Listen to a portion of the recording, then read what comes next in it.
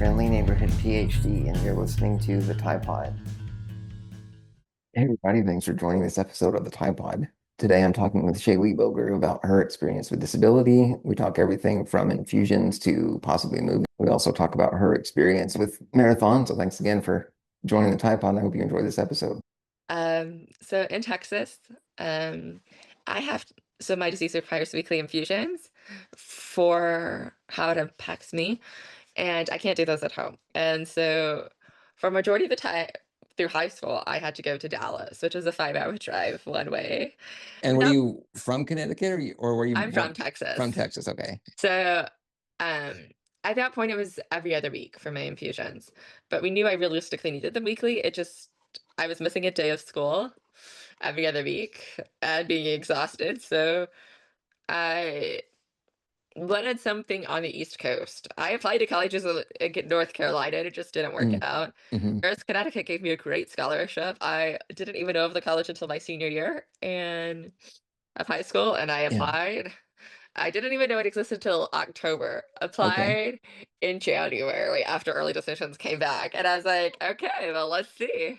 Yeah. And And what did you study up there? I studied psychology with an emphasis Nice. on the intersection of disability and mental health. Wow, that is perfect. That's very appropriate for this podcast, I think. Yeah, so it was very intriguing, and I also got to look like how my disease, for example, is a glycogen. It falls under several different hats. So it's a glycogen storage disease, Uh-huh. and really, we're one of the few glycogen storage diseases that hasn't been studied on whether or not it impacts the intellectual ability. They've done point studies, so um, they've studied someone like once, but they haven't done a longitudinal study. And I had to write a grant proposal just for a class, and I literally was doing a longitudinal study because I'm very intrigued on whether or not it actually does change because we know your brain needs glycogen. Right. Um, but also the stress that having a disability puts on your body is changing your brain chemicals, which is a very intriguing thing to think about. Well, and I think that's also something that, most people aren't really aware of, like that connection, right? Like the mental and physical side are part of the same system. And so it only makes sense to me, that the impact of, whatever physiological changes are going on, I mean, it's going to do Yeah. something, to the mental side of it as well. Yeah, I was very thankful. One of my college professors actually um, volunteers with a organization of young adults in graduate school, and they have a collegiate chapter in Connecticut, and they meet. I think it's once a month to Mhm. talk about the impacts of like disability in like different perspectives. She taught one of the classes I taught was taught taught took was mental health and developmental Yeah. disabilities, um, which was again very intriguing because I had a professor I was so thankful I had professors who understood that there was a connection. And Hmm. if they didn't fully understand, they were totally willing to let me go down that rabbit hole, Oh, wow. which is Okay. super exciting. Yeah, well, I mean, it's nice when you find the ones that are sort of, I guess, open-minded enough in a way, to work with you on everything. Yeah, that might Yeah. have been why I went into psychology. I went to college thinking I would be a biology major. Okay. And when a professor in a genetics class makes eugenic remarks the first Oh, lecture, and they're a tenured professor, you know that there are avenues you can explore to address it, but also there's it's not. it's not incentive to stay in that program, I don't think at Not all. really. And that class Yeah, was yeah. required for the biology major, which makes Okay. sense. But I just Did you, casually left that class. well, I wondered, like, were there other professors teaching that course, or No, you so were my kind of college stuck with that? was, yeah, my college was a very small college. Okay. I think full campus enrollment's like 8,000 maybe. Hmm. Um, if that. So, generally for non-introduction classes, there's one professor that teaches each class. Wow. Okay. So you're pretty limited then on Yeah, if you find a professor that's tenured that you can't. I mean, you can't just jump over a required course like that. So yeah. obviously that probably went into your decision for sure. Yeah, was that and my the total enrollment at Google says is 2,100, so I totally off-based that one. Wow. So that is a smaller enrollment school, which Yeah, I mean, it's pros and cons probably there, right? Yeah, there was a lot of pros. Yeah. I'd I do always like to make the disclaimer that the college I signed up for was not the college I graduated from, even though Okay. they were the same college. COVID changed things. I started college in the fall of 2019, but not just Ooh, that. wow.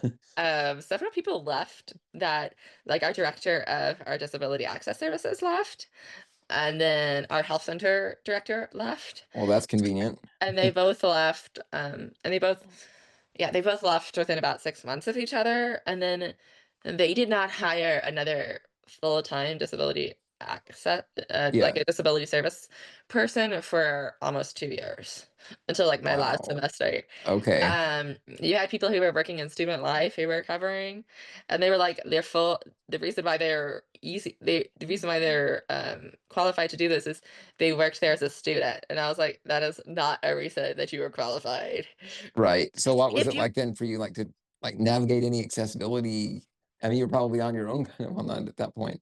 Well, I was fortunate the person who left went ahead and made sure all of my accommodations were through my Oh, wow. time at my college. Yeah. But if I had any new access issues, then we had a problem. Yeah. So my ambulation has always been impacted by my disease, Hmm. but through college, I mainly was able to figure that out through just taking rest or driving or using orthotics. But my last semester, so it took me 4.5 years to graduate. Um, my last semester, I got my first manual wheelchair, which I was really excited for. But then there were things that like the college was not set up for, and I knew this going to the college. So our college buildings, we had a lot of college. We had been on the same section of land since the 1860s. And some of our buildings were original buildings to I the would imagine that's a 1860s. challenge. Um, Now, some of the things that the original director did was make sure that none of my classes were in a place that required stairs. So in all of the newer buildings, but one of our oldest set of buildings is our housing. Mhm. So that was frustrating because I had to live in um, the housing changed after my sophomore year into being a mixed, from being like mixed ages. So it was not just freshmen, it was freshmen on Mhm. like the second and fourth floor, and then anything else between first and third, to becoming just freshmen only, except for the RAs my junior year. Um, but it was the only room on campus that was accessible for me Mhm. because there was about 2.5, 3 years of college. I had my infusions done in my dorm room. So I needed my own bathroom. Um, I needed it to be first floor because if for some reason my body was being mean to me that day, I needed to Mhm. be able to not have to go downstairs because that would be a fall risk.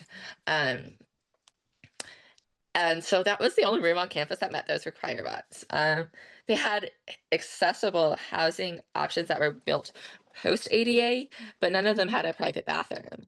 And not Okay. Wow. not all of them were on the first floor because there was elevators in those buildings, Hmm. which I have opinions about, but my doctor was very she worded that very properly. It said first floor only. Technically, mine was a second floor, but it had ground floor access because it was like built into a hill. So both Hmm. the first floor and second floor had like access. Right. Um, and I actually had an exterior door for my room, which is really handy.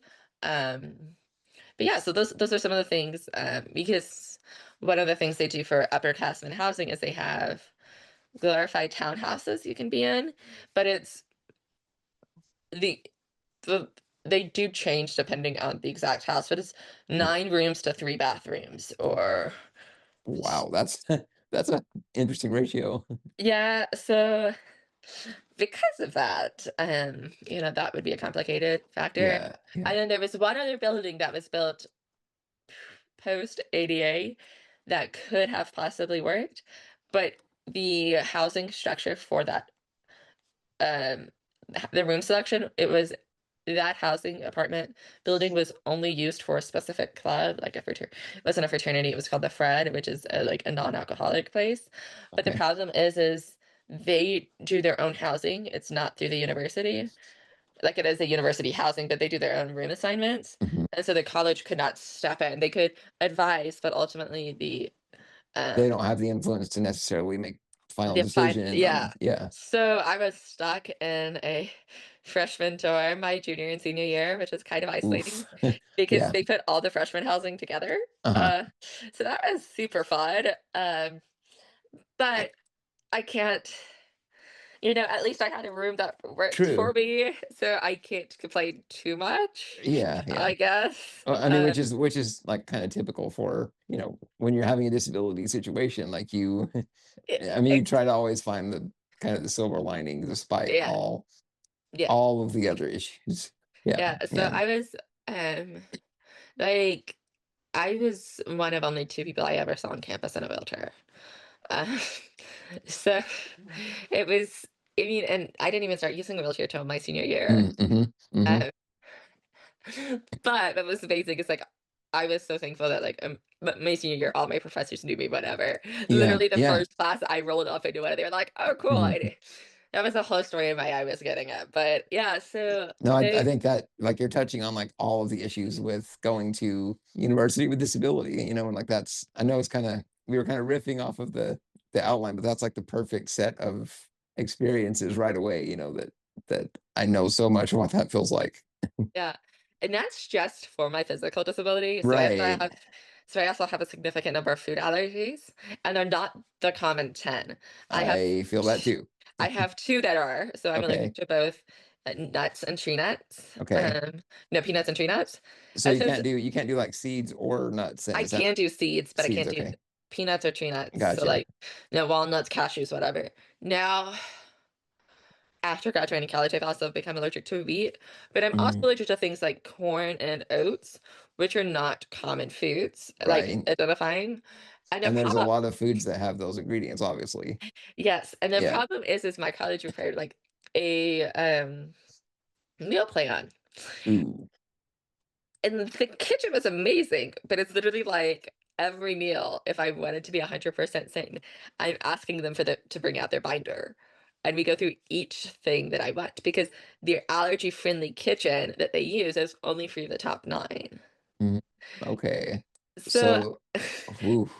I so basically once I found foods I could eat, I just Yeah. pretty much ate those. So like I guess by the time that you finished up there, like did they kind of have an idea of what the meal plan could look like, or did you have to kind of fight it every single So semester? my meal plan was pretty much the same deal every semester, and it Yeah, yeah. was 19 meals a semester, or no, Okay. 19 meals a week or whatever. Um, but I knew which special stations were open, which meals. For an example, the smoothie section, they have, they had, they would use their dairy in one blender, their dairy alternatives in a different blender, and I was allergic to all of their dairy alternatives. Mm. I didn't use the dairy. I didn't like their dairy options. Yeah, But then they would also have a third blender option for their juices. So that was always a safe one. yeah. At the time I wasn't allergic to wheat, so their sandwich Mhm. station was always safe.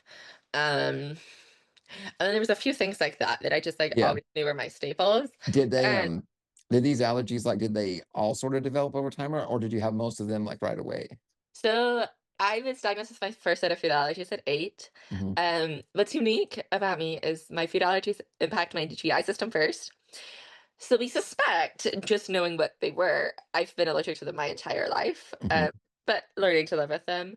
And then I have since grown into peanuts was about at age 15. Yeah. Tree nuts, I was actually in college. It was during the pandemic. Like the first thing that was we found in like tw- early 2021. Hmm. Same with oats. And all Same with all of them behave corn. the same way, like on the GI, like that's So how they they all first. start with GI issues. Okay. But peanuts is now anaphylactic. And I'm at a high level of antihistamines on the daily, Hmm. which helps your food allergies. So I have like naturally high like IgE and IgM and all these other things. So we're naturally reducing those through my antihistamines, which allows for me to, I don't want to say not worry because I still worry and I still avoid all my foods. Right. But like natural flavors can include corn, can include some of your more random non-top 10 allergens. So I'm not actually having to call. Yeah. the producer of food, which is really nice, and I'm extremely fortunate for that. Yeah. And Yeah. I would not recommend to anyone who just has food allergies to go on that as many antihistamines as I am on the daily, but I'm allergic to so much that it makes the most logical sense because I'm Right. also have a bunch of environmental allergies. So Right. So yeah, those are always the another yeah, thing going on too. But no, I had a some really severe GI based reactions to stuff, and it took me quite a while to lovely. figure out what was going on, and finally realized that it was artificial food dyes, like the reds and the yellows and all of that. Joy. So, like right away, I think I was probably halfway through grad school. I started like having to look at the labels for everything. Obviously, like exactly what that's like. So Yeah. And nowadays it's there's stressful. an app that I adore. Yeah. And you just scan the barcode and you type in your food allergies. Yep. And Yep. you have to pay for it because Oh, it's the nice. only app that I can find that includes like your rare food allergies. So And they basically have you hostage on the money front then because oh, yeah. 100%. But I also love it because it does like a stoplight system of like red, do not eat it. This contains your allergen. Huh? Yellow, it may contain. Green, it's good. So Yeah, yeah, like if I'm traveling, I'm only looking for green stuff. I'm not absolutely. looking for yellow. But But like when maybe I'm when at you're like in your like more comfortable home space, you could exactly. yeah. Yeah. And so I'm sure there's like some sort of sketchy app that does something else, but this one had the most allergens that I could add. Hmm. And I could go through and like the derivatives, saying whether or not I'm avoiding specific derivatives. So it gave me the most control. And I Yeah. Yeah. loved that. Oh, like I'm just curious when you're talking about the intersection of disability and mental health, like with the dietary things and the accessibility stuff, like what has it been like for you to kind of, I guess, process that, like not let it keep you from doing anything? So a few things I always like to make the disclaimer. Number one, since I went to college, I've seen a therapist well, except for like 1 or 2 semesters every week. Hmm. And that definitely has helped. I unfortunately, while I was in college, had some medical experiences that created some medical trauma. Hmm. So some of the medical situations I've gone through now do trigger a trauma response. Right. So thankfully, those are experiences I can avoid, or Hmm. they're not something someone's going to like spring on me in a doctor's appointment. It's something that Gotcha. has to be planned for, which is really convenient. But the other thing is, I can tell you it has made me more of an anxious person because now, since I've been in college, so since I started college in 2019, um, I have found out that one of my hospitals joined Epic in 2019, but they Mhm. didn't upload all of my prior records to Epic. Um, Okay. so we had missed some diagnoses. They were ones that were just noted in my chart and not told to us. Oh, Um, wow. So they weren't actually mentioned. Not really. They were like mentioned in passing, one of them. And Wow. the complicated part is the reason why I believe that they were not mentioned too Hmm. much was it was because we were looking for my like main diagnosis at that point.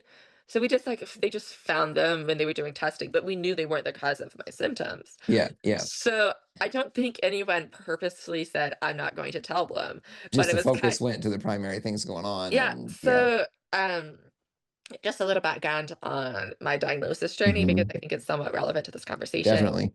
is I was originally diagnosed with Pompe disease in 2014. We can debate on when I first started showing symptoms and when my diagnostic journey started, but I Hmm. actively started seeking a diagnosis about 11 months prior. And I first saw an orthopedist because of some orthopedic issues, and he sent me to a neurologist. And because of how my disease presents, they actually thought I had SMA type 4, I believe it is. Hmm. Um, and they genetically tested me 4 times for it. They were not accepting that no. So they actually So referred. they did four different like was that like a biopsy sample for each one So or no, they were all blood tested. okay, whew, So that's then it, good. and well, and then in November of 2013, they referred me to Dr. Diana Castro, who does a lot of SMA research. Mhm. But and she hadn't gotten all the test results and was like, "Well, I still think it's SMA." And you're like, "They've tested us to every level they can test us from, like through the blood. It's not SMA." She said, Why "Well, were they so centered on wow, that's be- interesting. because of how my symptoms were like presenting." And then and January, and so she was like, "Well, if it I'll request those records, and if it is truly a no, we'll do a muscle biopsy." And so from the muscle biopsy, we found out it was Pompe disease, Hmm. and we did genetic testing, and yeah. So we can get into the from an orthopedic perspective, which were never part of the discussion at the time, but today we're looking at this. Part of the reason why we part of the things that we think, that are common with both Pompeii and me and SMA. Hmm. So they're not common necessarily in the greater Pompeii community, Uh-huh. but they happen to me is I have like kissing spine syndrome. I have developed scoliosis and I'm continuing to develop scoliosis.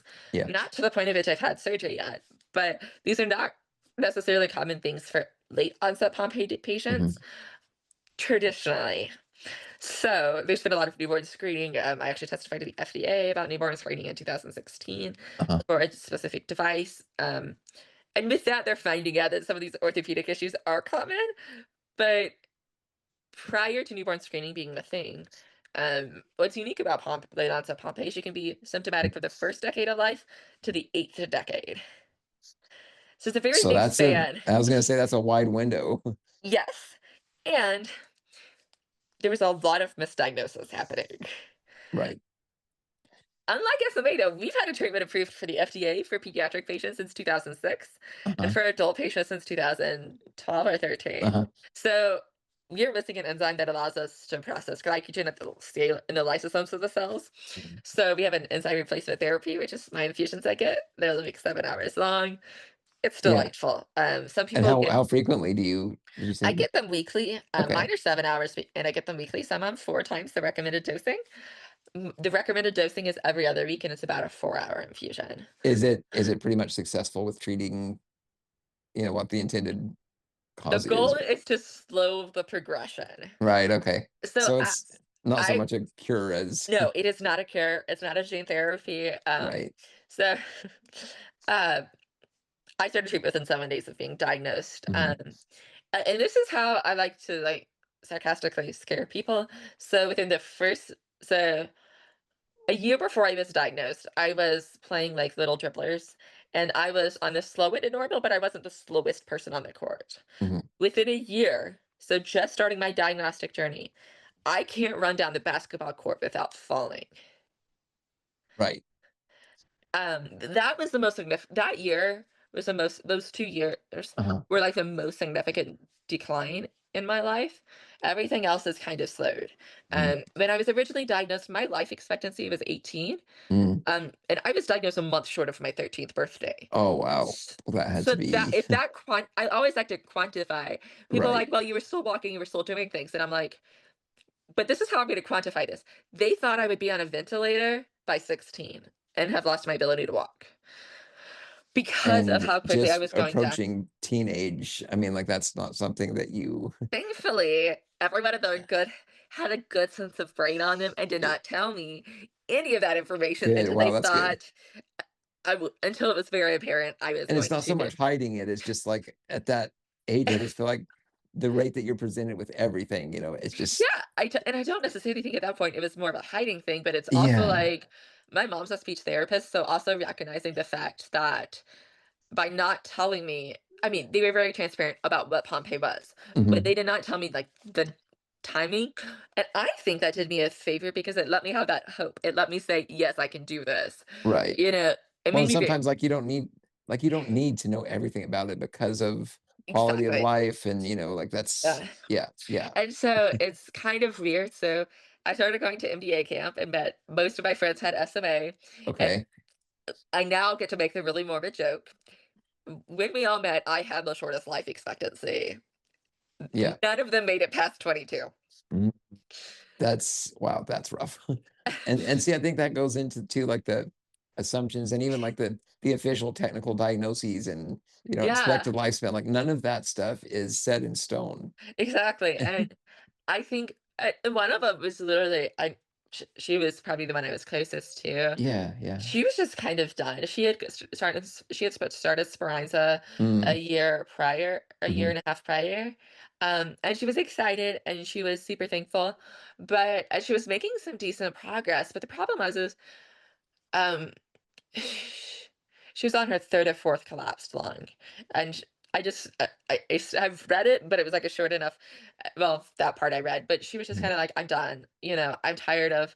It was like every 2 or 3 years in the winter, she would get sick with something and collapse the lung, Mhm. and she was exhausted of spending that time in the hospital. And Right. so, you know, but that has also allowed me to open up the door in conversation with my friends and loved ones of Yeah. like, um, uniquely Pompeii. I don't know if it's common for SMA to cause collapse lungs, but for Pompeii, it's not. But we do have a lot of our issues are like our diaphragm and like our intercostal muscles, so our muscles we need to breathe. Right. Um, Exactly.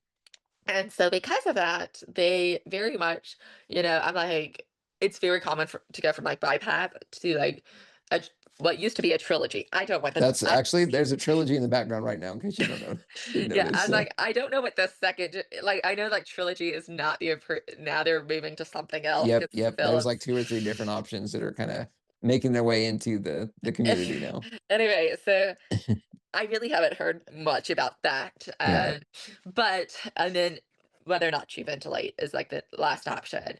And similar to SMA is like our brains are very cognitively there. I do believe I was listening to someone's podcast or reading a book of another SMA patient. But I don't believe cardiac issues are common for SMA. Okay. So, um, but correct me if they are because I Uh, don't. honestly, I don't know, as much about SMA as well because, I actually just got confirmed Duchenne in the last year. So, Oh, um, I don't want to say that's exciting, but exciting. I mean, it didn't change anything about progression, treatment, none of that. But at the same time, it's like, oh, okay, well, it's confirmed now. And actually, the Yeah. funny thing is too, like the technical diagnosis is somewhere between Becker's and Duchenne, but they lean Okay, Duchenne. So intriguing. yeah, it's one of those. Yeah, Duchenne causes cardiac issues, right? I think at some point, yes, but again, like going back to your life expectancy thing, I remember as a teenager, like 15, looking and it was saying like, well, they rarely make it past 20 something, and so now I'm approaching 40 in the near future. So it's like, Yeah. it's I weird. it is. The reason why I was mentioning that is it's very uncommon for late onset Pompe patients to experience cardiac issues. Okay. Infantile, that is why they're diagnosed early. Without treatment, they're dead by the age of 2. It's super Mm, delightful. Um, that's such a range of progression. And I mean, wow, that's really, I mean, it's interesting for yes sure. and But no. So, like, the yeah. other interesting thing is, like, so Dr. Kasha does a lot of work for Duchenne's as well. Mhm. Um, but they spend a lot of time doing so like the thing with Pompeii is like now that we have newborn screening, Mhm. we are seeing like people with my genetic mutation are symptomatic by like 4 or 5 months old. Mhm. And I stay very in tune with the Pompeii community because like my end goal in life is to like get into research. Probably not with Pompeii because I like to say it's jokingly, it's my separation of church and state. That's a good way to put it. I am a patient only in the Pompeii community. But at the same time, I took several classes in undergrad on Yeah. research, design, Yep. and analysis. So again, I very much enjoy looking at it. And so they're also finding that for your patients, so prior to genetic testing, they thought Pompeii, there was infantile, juvenile, and late onset. Juvenile was for those awkward patients between like 2 and 18. Those are the ones that like have traditionally don't have cardiac issues, but do have the orthopedic issues. They're true blends. But since genetic testing's become a thing, they've realized it, that there might not be as much of a difference. And as we're doing like newborn screening, the people that we originally thought might not have been symptomatic until their 40s might be symptomatic earlier. We just didn't know what to look like. A lot to look for. Yeah. Yeah, and some of it is kind of sarcastically like natural aging, like back issues or shoulder issues. But now that we have these patients, we're realizing, no, there's actually like now that we could get imaging as soon as we're noticing an issue, we're like, oh no, that's Pompeii. Mm-hmm. Or we can like get blood work. It's just really intriguing. And I'm like very excited to see where the future goes. It's yeah, from like that research side of things, and seeing kind of how that develops. And there's so many details that have to be flushed out basically. And it's interesting. So I'm curious, like if you're interested in research, like are you considering graduate school in the future and like kind of what Yeah. So Yeah, you're so gonna, yeah, my goal is to become a genetic counselor. okay. Um, but I'm not gonna lie, I'm kind of burnt out from the educational system. I So feel that. I did 3 years of dual credits in high school, and I graduated with a year and a half of college completed. And I knew it applying, but none of my classes transferred to my undergrad class college, Yeah, which I wasn't minding until COVID happened. After COVID, I kind that of had changes regrets. things. Yeah. Especially because like my college, there are pros and cons, but the president of my college at the time was a neurobiologist by trade. No, neuropsychologist. Um, and had a master's in public health. And what that meant is, up until my last 2 semesters of college, Mhm. we had routine COVID testing. At one point, it was twice a week. At one point, it was weekly, and So at one that was point, it just was something they monthly. implemented for, Yes, and okay. like there wasn't crowds on campus. Class sizes were shrunk, Mhm. which of course kind of complicated you trying to get your classes to graduate. True. So, Yeah.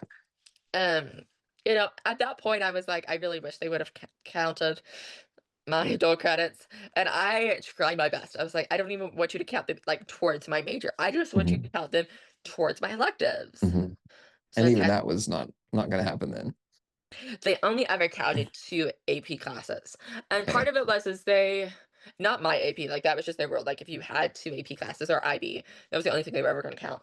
Mhm. Because part of it was is and then part of the reason why they said no was I took my dual credit classes virtually because the closest college from where I lived was an hour and a half away. And it really frustrated me, like, once COVID happened, because I was like, I can understand before that, because before then, my college did not offer a single online class.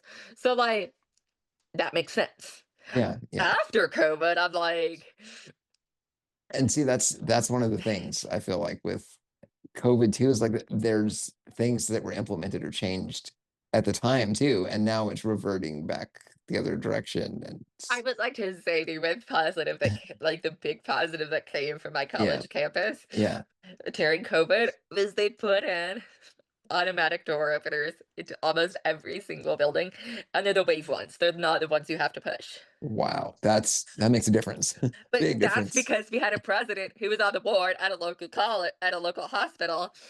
And so, like, then And you're how also many college presidents are in that space? exactly. And there's a lot of pros to that, and then there were some cons. Yeah, yeah. Um, because then you're dealing also with we didn't stop masking, which I totally respected until my last 2 semesters. And that included outdoor events, Mhm. Um, I had special privilege because our first semester back, we were not allowed to leave campus. Mm. Granted, I don't know how they kept people on campus, but like I know people who like went to a party and then like they got like in a bunch of administrative issues. Um, so like for me to leave to like go to my medical appointments and stuff, I'm over here like thank the Lord because you know, coming from somewhere, I mean, I live in a ranch in Texas to being locked in like 500, like, a tiny little campus was extremely hard. Yeah. And so there were times, I was so thankful at the time. Um, and with my college, doing appropriate stringent COVID protocols, but then Mhm. at the same time, you're kind of losing what makes college college because Good point. at a certain point, up until I want to say my last 2 semesters, we couldn't have an indoor gathering of more than 30 people. And if there was a gathering more than 30, the campus police would come. And at that point, they had finally relaxed to let us have outdoor gatherings Uh-huh. Yeah. of more than 30 people because before that, they were even banning like outdoor gatherings because they were insane with their contact tracing. Mhm. Mhm. It's like you better be able to name everyone. Like first, sarcastically, we want every little piece of detail you can think of someone, which I respect. But it's also, so many people Somewhat are like, invasive. yeah, and so many people are like, college is the best time of your life, and I'm like, God, I hope not, because I Yeah. love the fact they took COVID seriously. Yeah. Yeah. But we also learned I'm seeing an immunologist. It triggered some further testing it with my immune system Mhm. because in high school and in middle school and elementary school, Mhm. I never got like the stomach bug. I never got the flu. Got Okay. my Yeah. flu vaccine, but like never got anything. But Hmm. if I was to get a cold, like I'll say that the semester, the month before I was diagnosed with Pompe, I got a cold, which turned into aspirating pneumonia, and I had it for a month. Thankfully, I could treat it at home, but like Yeah. that's how sick I would get. Yeah. But not with anything contagious. It was just like an exacerbation of like a sinus infection turning into a cold, turning into pneumonia because my body would just get so tired it couldn't swallow properly. Well, and But it sounds like that it was so spread out and it's so infrequent getting sick that when you did, yeah, it's more dramatic than yeah. yeah. So and then when I went to college though, I actually like my second semester, second to last semester was spring of 2023, Hmm. and I went to a college event and I didn't wear a mask. And it wasn't even Hmm. that complicated, like that big of a meeting. And I got a virus, Hmm. a minor virus. I ended up in the ER 3 times because I couldn't maintain my respiratory. Anytime I was awake, I was doing albuterol. So what we found out from my immune system is my immune system's so whacked. And I like to call it my Swiss cheese motto. That's Um, fitting, so Swiss cheese, because if I get if I get continuously exposed to like community, right? I don't get sick. If I wear a mask and then I get one small exposure, my immune system has completely forgotten everything. Which, and like we further back this up because like my childhood vaccines, I had to get revaccinated against half of them because my body just forgot what they were. And it was Hmm. funny, like the MMR vaccine, I was allergic to, I mean, I was still reactive to one M, but not the other M. Oh wow, wow. So, you know, that was a little frustrating. I can imagine. So, uh, and it's really frustrating because I'm a very big like mask proponent, vaccine proponent, all the things. And now it's like I can't mask, and it's not because I don't want to, but it's because like if I mask and like mask too much, then I lose my ability to fight any infection, Yeah. and I need to Yep. be able to And fight I can infection. imagine like the assumptions and stigma that they're still put on you in that way because no one understands like why, like how Yeah, could you support masks but not wear? I mean, they're especially on the online chronic illness community. definitely, definitely.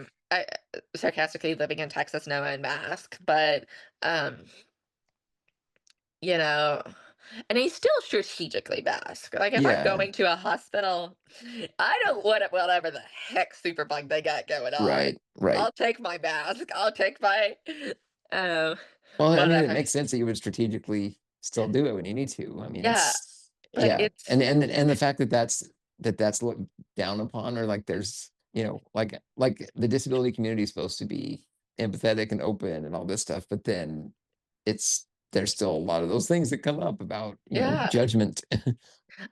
There was a creator and I've sent messages to him and he's like, I totally understand. I was like, yeah, so I switched cheese logic because it's not great logic, but it's the logic Yeah, we have to go with. But it was something that, he's like, well, you know, if you were someone who supports the disabled, you should always just continue wearing a mask. And I was like, I want to, but I can't. yeah, Like, he's yeah. like, anytime you're in public, you should be wearing a mask. And I'm like, can't. And I mean the one size fits all approach to to that is it's not good. Not at all, because then you also have the people who just, and it's not something I think is common outside of neuromuscular, but like neuromuscular communities, like being able to breathe against a Well, I was going to mask mention that too, like and that. keeping that oxygen saturation up Yeah, is people think, oh, well, you can breathe through the paper. And I'm like, the problem is the paper is adding extra weight that you're having to breathe through. And people don't understand like people are like, "Oh, well, I have asthma or whatever," and I'm like, "Oh yeah, you can breathe through a mask. Like yeah, yeah. you'll be fine." But for like Pompe patients, it's Right. actually the weight of the mask itself. Um, so yeah, And especially when you have the 3M with the right like rating and everything, like that's gonna add a whole nother set of those issues. KN95s or N95s or Yeah, whatever yeah, the heck. exactly. I don't know why I said 3M. 3M's the company, but yeah, like Yeah, N95 and like those, they're like they restrict so much and they're so tight. I'm like, I yes, before I was on a ventilator, like past an hour, it was just the worst, trying to still breathe through that. yeah, and breathing is kind of an important I vital. mean, yeah, I would say so. As much as I think it's overrated most of the time, when Yeah, I get a yeah, physical therapy, whatever, they're like, you have to remember to breathe. And I'm like, but do I actually have to? Is that required? And right. the answer I always get is yes. Yeah, But yeah, yeah. Yeah, this is just so many.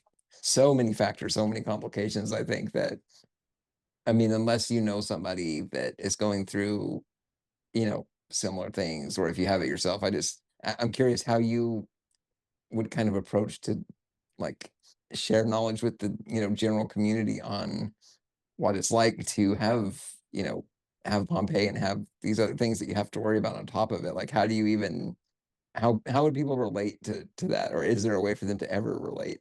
So there's a few things. Number one, I always like to say is I do have a few Pompeii patients I do relate to. However, even within the Pompeii community, Mhm. because of how unique my body has presented itself, most patients don't understand me. And it's been really isolating, especially as I've gotten older and we've realized more of the minor details. Like, I am. So here is my little conundrum I like to tell people right now. I'm Mhm. an ambulatory wheelchair user. My body has started, but I can still walk 5Ks. I've done 4 this year. Mhm. Um, Mind you, last year I actually had my pelvis broken because I had hip dysplasia. So I've done 4 5K since then, Mhm. but I'm an ambulatory wheelchair user and I have my para classification and I actually just applied for a grant Mhm. to get a racing wheelchair and make that all make sense. It doesn't Right. to a lot of people. Even within my Pompeii community, I no one ever has thought about doing like tr- they thought about there are several people who do like Special Olympics, but I'm like, there's something wrong with my body. But also at the same time, like, I'm a competitive person. There's nothing wrong with my brain. I want to compete in the normal like Paralympics.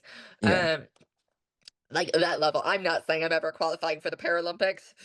Is that a pipe dream? A little bit, A little, yes. yeah, yeah. But like But I know what you mean on the competitive. I mean, yeah, yeah. so I always like to tell people that I was like, if I ever were to qualify, the 2028 is my one shot. One, because it's in the US, which is a really complicated thing to be in right now. But Yeah. with my weekly infusions, I um just for the people watching and just for you, they charge insurance 250,000. Insurance pays close to $100,000 weekly for my infusions. Wow. Um, Okay. and they have to be administered by a nurse and all of this. I cannot just pick them up and travel to another country. Last Hmm. year, I volunteered at the Olympics. That was a lot of fun experience. I was actually staying with some friends I know in France, Oh, so you and actually got to go over to yeah, France? Yeah, very cool. um, but I actually stretched at 17 days without an infusion, and that was a no-no. But also, like, when else am I going to get to go to the Olympics? Right, right. And what does that look like if you do go So, beyond? I mean, anytime I volunteered, I was using my wheelchair. Anytime I wasn't volunteering, I was probably using my wheelchair. And by the end of it, I was sleeping 12 to 14 hours a day. Mm-hmm. I mean, and Um, just like that, first of all, like being in another country with a time zone and something as yeah. exciting as the Olympics. I mean, And I would also like to put the little asterisk. I was very fortunate. My parents hosted international exchange students. We stayed with one of them, and her dad was is a doctor in oh, France. nice. Yeah. So we made like there was a ton of accommodations put in place. Um, Now I have some really big issues with Paris 2024, just Paris in general. Mhm. But those are issues I continue to complain about, period, because You're talking about like accessibility based or oh yeah. yeah. Um because of where I was volunteering and because the fact I was a volunteer, so I had to be there an hour or two before our venue opened. I had to wheel my wheelchair one way 3 miles Whoa, before I that's volunteered. that's intense. So you get there and then still have to do all of the Yeah, work. Yeah. so because the closest train station or like subway station was not accessible. Um, and so that was the closest accessible station. Mhm. Now, I would like to thank my friends and family though, because I have some friends who work for one of the sponsored companies, and they reached out to the sponsored company, who reached out to Mm, the IOC and said, "Hey, one of our patients, can we have the proper?" They were like such a big sponsor that they had like the proper tax to be able to drive me around to my place. Can we do okay. this for a volunteer, or can you help us? And they said, "No, you can't." Of course. Um, and so. I jokingly like to say Paris gave the disabled people the reason why you had a discount or free admission everywhere was because that was your gift because nothing was accessible. Mhm. Uh, Yeah. And so that, by the way, that's something that's not talked a lot about in the public. Like when no, you're watching the events on TV or anything, like you don't. well, and I was very fortunate. I actually ran into some Paralympians when I was there. Oh, you did?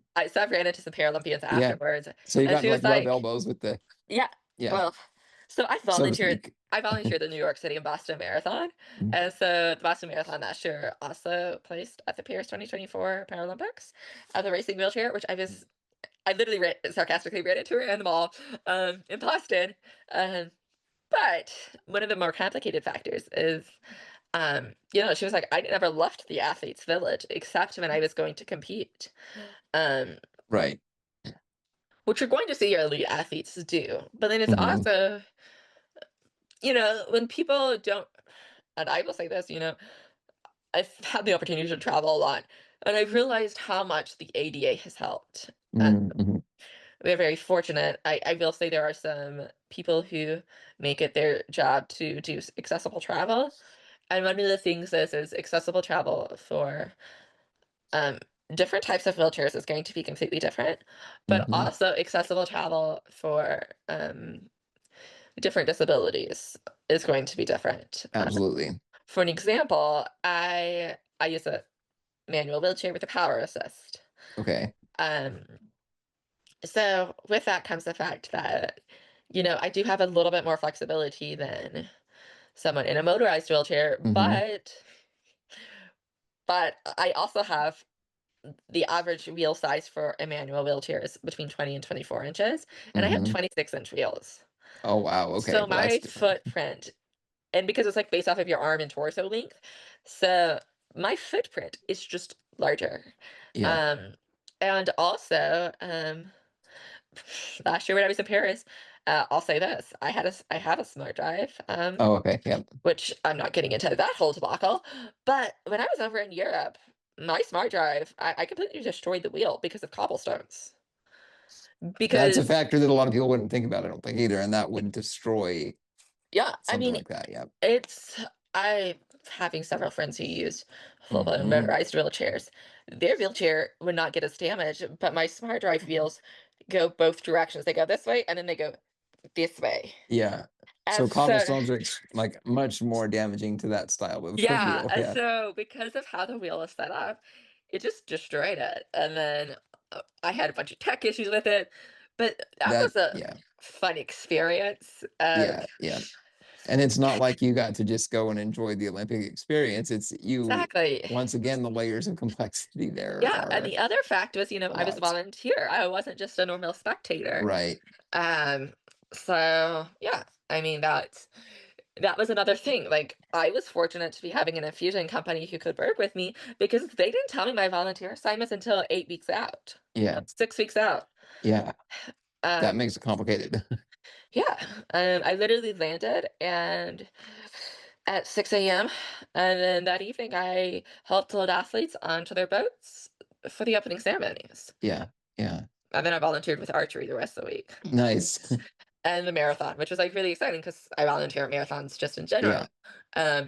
But that also, impacted the accessibility of Paris because I'm not going places that necessarily were designed even for people watching, which is somewhat accessible. You Right. know, and the other thing is in Europe, they're much more infantilizing for people with wheelchairs. Yeah. They really Really. So want to, it's they really, different then, huh? yeah, they really wanted to touch my wheelchair and push me places. You're kidding me. So it's even more dramatic than what you find here. Yeah. Yeah, no, that's so in Oh, America. wow. Well, okay, and so in America, like you have like the people who will try and help you, and Yeah. then you'll have the people who will just like completely ignore you. I'll take the people who will completely ignore me over. Over helping people. Yeah. Yeah. They don't even bother to ask you where you're going. You just end up someplace sometimes, and I'm like, Ooh, this is wow. sketchy. I can't even imagine like how that would be.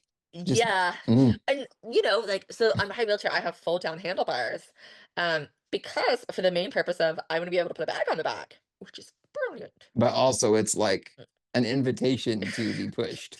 Yeah, but I fold them down, and I'm like, what do I need to do? Put spikes on these things? Put a sign on the back like don't touch. Yeah, no touchy. Yeah. Yeah, exactly. Oh, Uh, wow. but yeah, it was a very interesting experience. Wow, that sounds intense, actually, to say the least. Yeah. So I mean, that's one thing I've been fortunate about my entire life is due to a few things, my family has hosted a lot of international exchange students, and so I've gotten to travel a lot. That's really great. Uh, Pre-diagnosis and then most definitely post-diagnosis. And so Yeah. realizing what, as my disease has progressed, Hmm. what is accessible. And then also realizing just learning my body more. Yeah.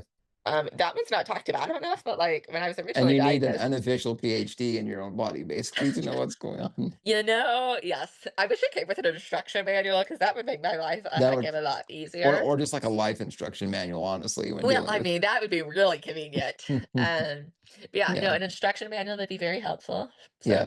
Yeah. yeah, I mean, because sarcastically, or like the Pokemon, like something that would tell me, okay, you're going to be getting this diagnosis at this age. Because I like to tell people I collect rare diseases, like some people collect Pokemon. I love that. That's Um, awesome. and I am very thankful though, and I do always like to say, yes, I have several rare diseases. My food allergies take a lot of my day. Pompeii takes a Yeah. lot of energy. And then my hearing loss, I'm actually not currently wearing my hearing aids because you're on my iPad and I can adjust everything. Yeah. Yeah. But those are the three that impact my day to Okay. day. Yeah. My clotting disorder that impacts my body's ability to clot and trauma. As long as I avoid trauma, I'm all good. I Which see isn't my always, I mean, you can't always avoid it. no and trauma, like if I have orthopedic surgeries, like I have to have like and it's just like a blood thinner, whatever. But I see my hematologist once a year and then Mhm. if something happens, I'm like, here's my hematologist contact, we need to come up with a plan. Yeah. Whereas, like on my everyday life, like I'm a scuba diver. Um, you know, I Yeah. do like things where, like scuba diving, you can't run into hard things because I've ran into too many hard things in life, and I'm just kind of done with that one. Yeah. Until I work up the nerve to go skydiving. That is something I would not do. It's on my list. I have friends who are skydivers and who like Yeah. skydived for the military at one point. So I've always said, if I will take the person you will strap your own daughter to, because he's taken his daughter skydiving. I've met him through advocacy, and I'm like, let me have that person's contact information. Nice. Yeah. I'm not skydiving with rando 28-year-old dude, You want to be and strategic with yeah, with who I'm you're gonna not go. skydiving like jumping out of the plane by myself. I'm getting strapped to a person. Sarcastically, I have metal in both my femurs and tibias, Mhm. and my orthopedist said as long as those suckers don't bend, if I break something, they're doing nothing.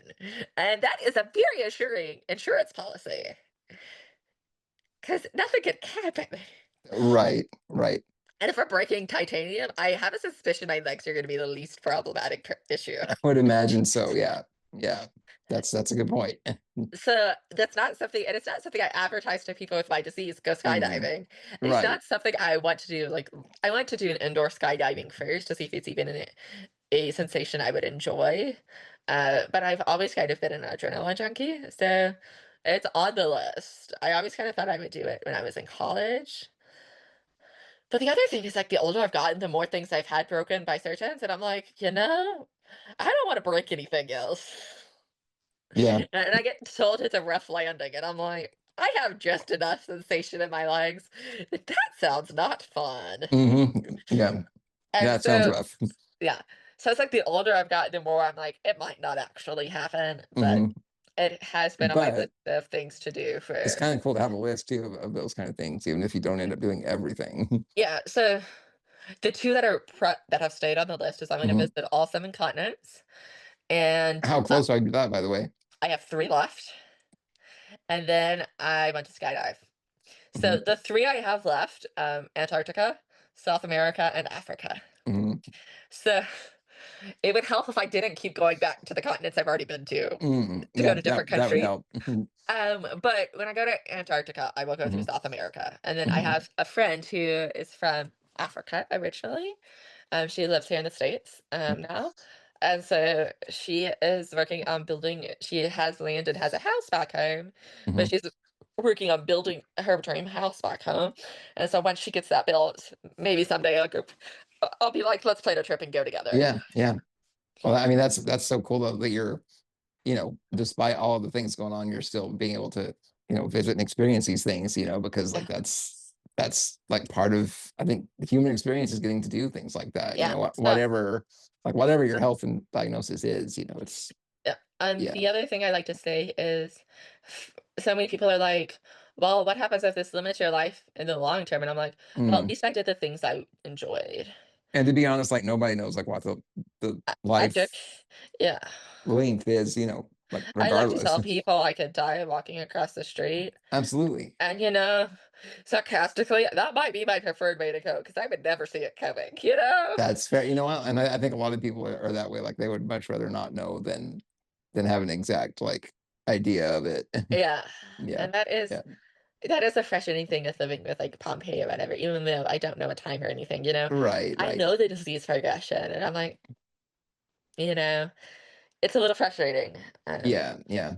But I mean, like Yeah, the average person walking across the street could get hit by a car. I mean, like I know the exactly. odds maybe are different, but at the same time, like you don't know. Exactly. And the other thing is like I going to New York and Boston, I've Hmm. almost gotten hit in my wheelchair a few Mm, times. And I'm like, hmm. and really, I don't blame the drivers in that experience because they were going around Right. the Well, blind yeah. curve for, like Right, right. they have a turn light, but there's also a walk sign, and it's a turn. They're not seeing me. Right, right. As long And as I you mean, hit your there's brakes, we're having no problems. You right. And don't hit your there's brakes. angles that like you couldn't see them, they couldn't see you. So obviously that's Exactly. yeah, yeah. I mean, wow, I feel like there's like 1,000 questions and directions. I feel like we could go. Um, yeah, I don't know if you'd be interested, but we could probably do a second episode at some point if you would like that. Yeah, probably because I feel like we haven't discussed anything that we The were set out to the discuss. loose outline was not. Yeah, no, actually, we touched on several things, but no, I just feel like there's like your experience is really, I think, needs to be shared. To be honest. Yeah, and I feel like when you asked me originally how my experience is somewhat unique or whatever. Yeah. And it's always so hard for me because it's like, I don't know how to quantify that. Hmm. I don't know how to give people the one or two liner. Like this is the blurb of my life. I'm like, this Right. is really exciting. I'm Like like, like when you're on your Instagram profile, like here's my 4 lines yeah, that are yeah exactly. define me. Yeah, yeah. I don't think I've changed my Instagram thing in probably close to a decade. I Or if respect that. I have changed it once. Yeah. And one of them used to be a quote from a speaking engagement I did when I was 16. I won an award, and I said something in that conversation Hmm. that really stuck with me. And I didn't even know until I was given a microphone that I would be giving a speech. So I Hmm. was given a microphone saying, "Go for it," and it is one of my best speeches, I think, because it came from the heart. And one of the biggest things is and it goes back to what we were just talking about is you never know how big or small, but you will make a difference in this world. It didn't sound just like that, but basically anyone can make a difference, and it doesn't Hmm. have to be that you're changing Yeah. the world. You might not be the next MLK Jr., but you know, changing someone's world is Hmm. enough. You know, I agree. I think a lot about the legacy that I will leave. It's not necessarily um you know, yes, it's the people who know me, but it's the impact of people who I've never met. The impact of future generations of Pompeii patients. Right. Exactly. Anytime I have surgery, they get a muscle biopsy so they can freeze it for all of time and eternity. You know, Yeah. they have my blood every 6 months. They get several vials of blood. They get frozen for Hmm. now until eternity.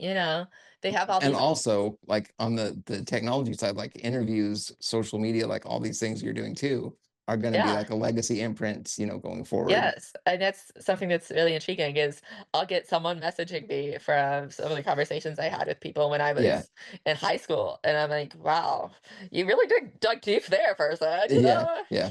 Uh, sometimes it makes sense because I know I do Google myself, so I'm like, I know what pops up, and then sometimes I'm That's like, "Wow, we went to like the third page." yeah. Yeah. Yeah. I'm impressed.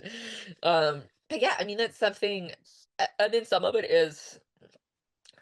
work that I'm the most passionate about is the work that doesn't have my name attached to it. Hmm. So, for an example, several years ago, I did some CGI work So they CGI'd myself and 3 other Pompe Mm, patients in different mhm, disease progressions who were also able to walk, but within different progressions, and had us do a variety of things. And so they could put us as like characters in different races and ethnicities in different communities, clothing and attire and facial structure, so they could educate doctors globally about the fact about what Pompe was and about how the fact it could impact their patients. mhm. Um, and I want to say that was like some of the most powerful work, even That's though amazing. realistically, um, if you looked hard enough, I'm sure you could find it. Well, But I it's was gonna not. say, like, is that somewhere that's accessible to? It is on YouTube, but it is Okay, not. They did specifically not attach it to anyone's name, okay. which is why I was like, if you look hard enough at the information, it is. There is not a single person. This is the only project like it that's happened for Pompeii, which Hmm. is why it's somewhat accessible. Has it happened for other diseases that you're Diseases, aware of, I or think so. okay? Um, but I think part of the reason why they did it for Pompeii was because, as we were discussing earlier, the very diverse Mm, um, hmm, presentation. hmm, I was the youngest one there. Then there was someone who is probably he's a decade and a few years older than me. Then the next closest person was my mother's age, hmm. and then someone a good 10 years older than her. So like very unique things. Yeah. So yeah. Yeah, the other thing is, as we were discussing different diagnoses, the more Pompe disease, because it is on the newborn screening panel in 47 different states or something like that, Hmm. is people have started to realize that diagnoses, like you could have, like there's a Pompe patient with type 1 diabetes and Pompe disease, or you could have XYZ plus Pompe. And so trying to tell people that yes, an issue can be from Pompeii, and it Yeah. is very important for your Pompeii people to know. But don't always assume it is Pompeii. It's also a very vital thing to think about. You're right, and I think almost. I mean, there's many diagnoses. I think that people don't think that anything else could be going on, and often like that comorbidity thing is such a big deal. And Yeah, yeah, yeah, I always say that's probably, and one of the cool things I've had done is I've yeah. actually had my genome sequenced. And really, we didn't find anything that we weren't expecting in it. Right. But I think someday that will be useful in research and figuring out Oh, absolutely. how I presented, why I presented, all of this information as we get more and more patients diagnosed. Hmm. Stuff, yeah. And that's what it takes. I mean, sharing the experiences and as much, as you can learn about yourself, and then obviously putting that out for like the next waves of people that experience it, like that's going to make a big difference, and I don't know, I mean, you can't necessarily quantify it, but it is making a difference. So, Yeah. that, And what's also interesting is to think about, I am in the point of my life in which realistically a lot of Pompe treatments that come out, I might not be an ideal candidate for. right. However, because of everything I've experienced, my body will be able to help the next generation of Yeah. patients so much. I think we will turn into somewhat my generation will turn into like the sarcastically the lost generation of Pompe patients Hmm. because we were young enough that treatment was available when we were younger, and so it helped slow the progression Yeah. and gave us a chance at life. And gave us a chance to have the orthopedic surgeries because they could not have done them if I wasn't still walking. Hmm. But at the same time, through newborn screening, they should be able to start treatment as symptoms appear. And Hmm. they might not ever have symptoms progress to the point in which it's a life-threatening disease, Yeah. which Yeah. is a very weird thing to think about and comprehend because, as my community has continued to change, I really ponder, it used to be we would have an infantile conference and a late onset conference. Hmm. Now we have a pediatric and adult, but we still have because, as I said, only 47 states do newborn screening. We still occasionally have patients who are not caught through newborn screening. Hmm. Or, for an example, in Texas, we just started newborn screening in October. Some states have been doing it for almost a decade. Right. So, um, we have all those patients that we have missed through the Mm-hmm. years. And just with that comes the fact that they will continue to benefit from what they have learned from me, Hmm. hopefully being caught earlier because we do have an approved treatment. Right. Right. Um, after I was diagnosed, I've known people who um were diagnosed at 2 and 4 versus as teenagers. And I'm like, wow, a decade ago. And they were diagnosed through um, genetic sequencing. They didn't do whole genome, but they did another type of genetic sequencing. And I'm like, the fact we were able to do genetic sequencing instead of a muscle biopsy is definitively like a definite way that the world is changing in Exactly. I medicine. was thinking that too with the, I ended up doing the saliva test when I confirmed mine, and that's Wow. something I never, Yeah. never thought would be an option. So like, Yeah. Like I'm thinking about it like so when they did my genome sequencing, they did my blood and my parents' saliva. So because of a few things, they still have to get blood from me, mhm. because of specific tests they have to do. And so anytime they have to do genetic testing for myself, they always do blood because we're already getting vials. What's another vial? Might as well add to it while you're in the Yeah. process, right? Um, Yeah. Yeah. but for a lot of patients, for my parents or for um, like when my parents were tested to see if they were carriers, Hmm. it was um, a blood test. But 2 or 3 years later, when we did my genome, they did saliva. I mean, it's spectacular. It really is. And, for me being a difficult blood draw, like the saliva thing was Oh, yeah, no, nice. I'm not. Blood draws are decently easy because That's good. you don't have to thread the catheter. So literally, you get like a millimeter or two of that needle in my vein. Yeah. You get it. I'm a very hard IV stick though because See, that's me. I have very valvy veins. Yeah. So I do specifically generally get my blood taken at one of like at a few different facilities. I don't generally just let normal people like go to Quest or Labcorp or whatever. Mm. Um, I'm very specific about going to places that are used to dealing with people who are complicated. Makes sense. Um, and then obviously because I have weekly IVs, it's the easiest if you just pull off my IV. Yeah. I did try the whole central line thing, and then that turns us back into that's what caused my medical trauma. So central line thing meaning, I had a port yeah. for my Yeah. weekly, because I was such a hard stick, whatever. Because of my active lifestyle, I couldn't have a traditional port where they tethered it to your muscle. And so that meant I was still a hard stick. And I was like, if I'm going to be a hard stick, I'd much rather you do it in my hands versus my chest. That makes Because sense. Yeah. I don't like an inch and a half long needle jabbing around my chest. Yeah, No, because, that's not good. yeah.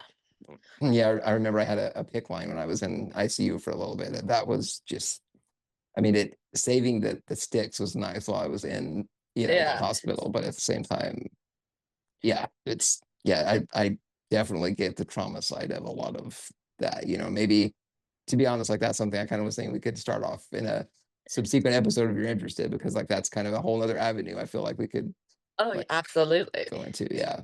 Yeah. Absolutely. But no, that's really it's really awesome to have you on, Shaylee. And like there's so many details and things I that, feel. you know, are valuable, I think, with hearing your story. So yeah, I Thank sure you. appreciate you coming on. Thank you Yeah, for having me. yeah, definitely.